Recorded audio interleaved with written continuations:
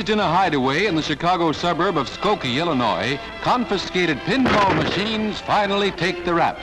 They dished it out plenty, but surprising as it may seem, there was a time and place when pinball was not a welcome sight across towns and cities in the United States. It was dangerous. It was something vile. It was corrupting the youth. It was a panic. On today's episode, we're going to talk about a moral panic that predates video games, heavy metal, and Dungeons & Dragons.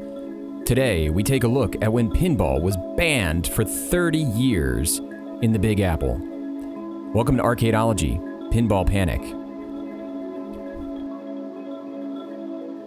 Why pinball and why New York? Well, let's talk a little bit about the political landscape first, and the man who facilitated the ban, Fiorello LaGuardia.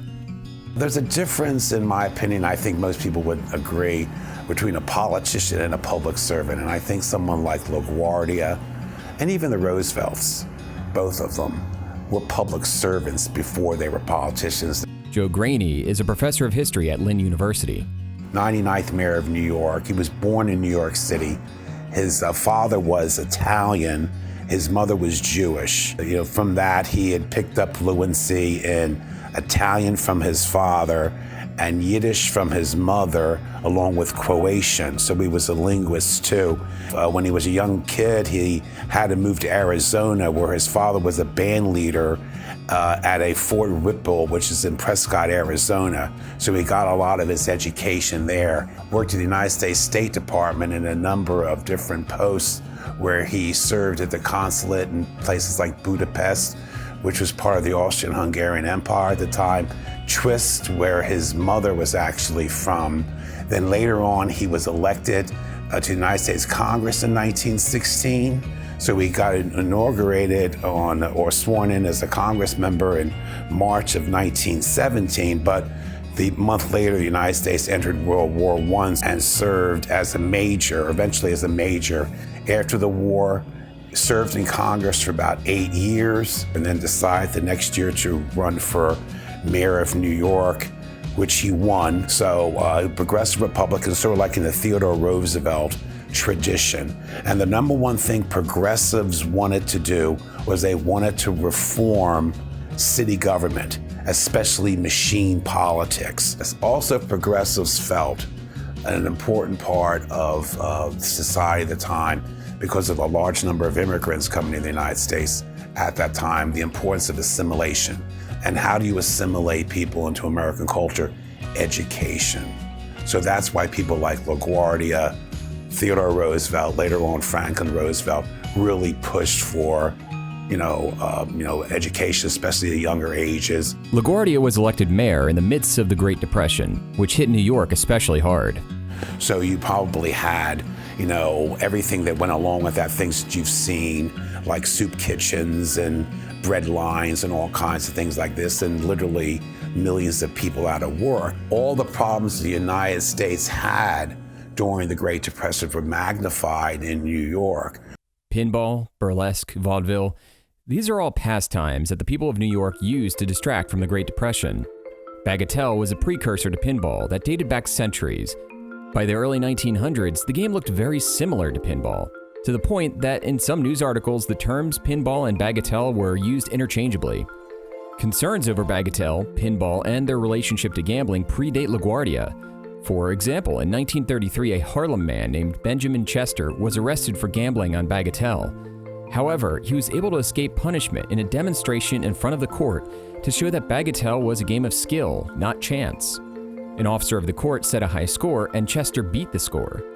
A few years into LaGuardia's first term, a man named Arthur Ryan, the chief of the Dyker Civic Association, wrote a letter to Mayor LaGuardia asking for help in protesting the evil of pinball. Ryan wrote the letter after collecting the complaints of mothers who were worried that their children were spending too much time playing the game. 3 days later, LaGuardia and Commissioner Moss banned pinball games that give prizes. So I guess obviously, as you say, that moral streak he had, burlesque shows and things like that, and pinballs and stuff, that make sure that people are doing things that he felt were appropriate. Anytime you try to regulate behavior, you usually end up having these problems. It sounds like such a silly thing, but what parent in the United States today can be happy thinking their kids spending 10 hours a day playing video games. It's the same thing. Now, we're not going to pass laws, obviously, about that, but I guess some people at that time thought because it was a public place, that pinball was in a public place. It was you can't put a pinball in a bedroom. I guess you could, but most people can't. But, they wanted their children to be doing things. Remember I told you before, education, things that are important, things that are going to help them grow. Myself, I love pinball. Game owners scoffed and pushed back, filing to the court for a writ of mandamus. A writ of mandamus is used to correct a government official's behavior. Pinball was quite lucrative at the time. In this article from the Brooklyn Daily Eagle, it mentions that pinball machines in Brooklyn took in about $20 million in 1935 across 16,500 machines. That is approximately $350 million in today's money. In August of 1936, LaGuardia, Police Commissioner Valentine, and the district attorneys made a big event of taking a tugboat out to the Long Island Sound, where they dumped confiscated weapons and gambling devices, including pinball machines, into the water. And by the end of 1936, police officers were arresting any pinball machine owners that had not acquired an amusement license. 6 years later, LaGuardia got what he sought. In December of 1941, LaGuardia had asked the city council to pass a law banning pinball outright. Ultimately, though, he wouldn't need any legislation. Magistrate Ambrose Haddock banned pinball in late January of 1942 by ruling that, even if the player does not get paid off for winning, the machine is designed for gambling. Therefore, the possibility for gambling is always present. Second, even if the player's amusement is the only motive for playing, that amusement is a thing of value which is being exploited.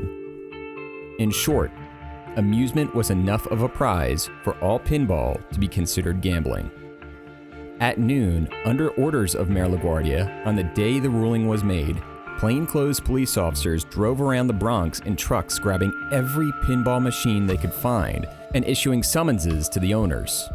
Pinball operators attempted to collect any machines they could off the street because at that time, pinball machines were not in production due to the war.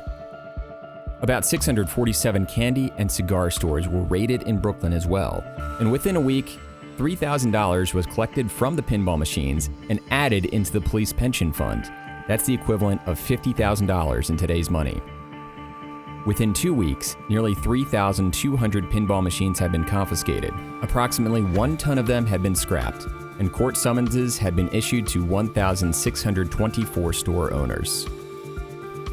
Unlike other panics, where the waxing of morality by politicians often didn't lead to much, this one did. The people of New York took notice. There were 2 letters to the editor in the New York Daily News the following week.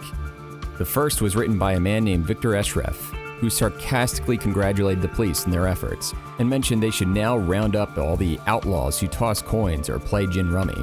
Another letter was written by a pinball operator who had lost his job because of the ban. And then a few months later, another letter is published, this time by a candy shop owner who feared he would have to close down his store after the absence of his pinball machine dried up all his foot traffic. LaGuardia was proud of his accomplishment, toting it several times on his radio show. In May of 1942, he said, "Police department announced with pardonable pride that it had cleaned up the pinball racket. Yes, sir, we cleaned it out. Thousands of those larcenous gambling machines were seized and destroyed, and some, yet to be destroyed, put into the custody of the police." In October of 1942, LaGuardia gifted the commandant of the city patrol new batons made out of the legs of confiscated pinball machines. More than 2,000 clubs were made. LaGuardia would then state to the press that pinball was a real larceny machine, brother of the tin horn. The main distributors, wholesalers, and manufacturers are slimy crews of tin horns, well-dressed and living in luxury from this penny thievery. While the New York City ban on pinball machines wasn't undone until 1976, it's important to point out that it was no sooner than the next administration that enforcement on the ban had started to be relaxed. In 1947, during the O'Dwyer administration, there was already talk of lifting the ban, and the newspaper article mentions that people had already started to be more brazen in the placement of pinball machines. In April of 1976, pinball historian and GQ writer Roger Sharp performed a demonstration in front of New York City Council to show, once again, as Benjamin Chester demonstrated in 1933, that it was indeed a game of skill and not chance. The following month, New York legalized pinball. Even then, it wasn't unanimous. Councilman Leon Katz, leading the dissenters, said, "Mobsters and racketeers will use the profits of these machines to launder dirty money from prostitution, drugs, and gambling." Well, you can't please everyone. The pinball panic wasn't just in New York at this time. It happened in cities across the country. I believe, though, that this is an example of a moral panic that just happened in a perfect storm of moralistic leaders and the disruption of the Great Depression and World War II.